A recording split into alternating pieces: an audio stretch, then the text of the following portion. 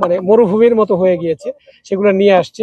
সেটা যখন আমাদেরও দৃষ্টিগোচর হয়, সেটা নিয়ে আমরা বিভিন্ন আইন শৃঙ্খলা বাহিনীও কাজ করা শুরু করি।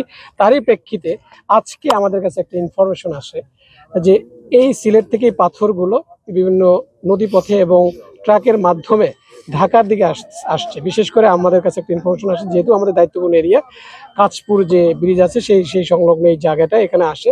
তার প্রেক্ষিতে আমরা আমাদের কার্যক্রম শুরু করি এবং ঢাকা সিলেট হাইওয়ে এবং নদীপথ যেগুলোতে আছে সে সকল জায়গায় আমরা বিভিন্ন স্থানে চেকপয়েন্ট এস্টাবলিশ করি এবং তারই প্রেক্ষিতে আমরা আরও খোঁজ নেই যে আমাদের গোয়েন্দা কার্যক্রম শুরু করি যে এই পাথরগুলো মূলত কোথায় আনলোড করা হয়। সেই হিসেবে আমরা এই জায়গাটার সন্ধান পাই এবং এখানে আসি। এখানে আসার পরে যখন আমরা গোয়েন্দা কার্যক্রম শুরু করি তারই প্রেক্ষিতে আমরা দেখতে পাই যে এই কোম্পানিগঞ্জের এই ভোলাগঞ্জের যে সাদা পাথর সাদৃশ কিছু পাথর আমরা কয়েকটা গদিতে এরকম দেখতে পাই এবং সেটা নিয়ে আমাদের কার্যক্রম শুরু করি এবং পরবর্তীতে আমরা জানতে পারি যে এই পাথরগুলো মূলত ওই জায়গা থেকেই এসেছে। তো এরকম আমরা সোফার এখন পর্যন্ত এই পার্টিকুলার জায়গাতে যে সারুলিয়াতে আপনারা জানেন যে আমাদের ডান পাশে শীতলক্ষা নদী, এর পাশেই মোটামুটি এবং যে পাথর রাখার যে জায়গা এক একজন যে ব্যবসায়ী যে তার যে জায়গা সেটাকে তারা গদি হিসেবে বলে, এরকম 7টা গদিতে এই পাথরের সন্ধান আমরা পেয়েছি এবং বিপুল পরিমাণ পাথর।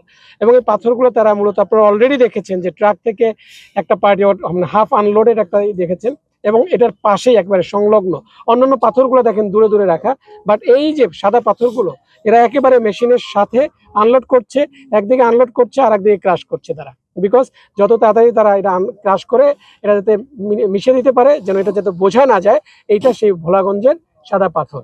তো এখানে আনুমানিক আমরা প্রায় নট লেস দ্যান 40,000 কিউবিক পাথরের কম না, আনুমানিক বলছি আমি এটা পরবর্তীতে পরিবেশ অধিদপ্তরের লোক আছে আমাদের সাথে প্রশাসনের লোক আছে, তারা এটা পরবর্তীতে আরো হিসাব কিতাব করে এটার পরবর্তী ব্যবস্থাগুলো নিবে।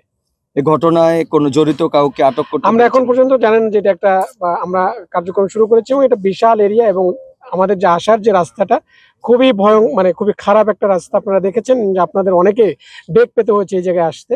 সো আমাদের আসার ইনফরমেশন পেয়েই তারা হয়তো বা পালিয়ে গিয়েছে, বাট এটার সাথে সংশ্লিষ্ট আমরা এখনো পাইনি।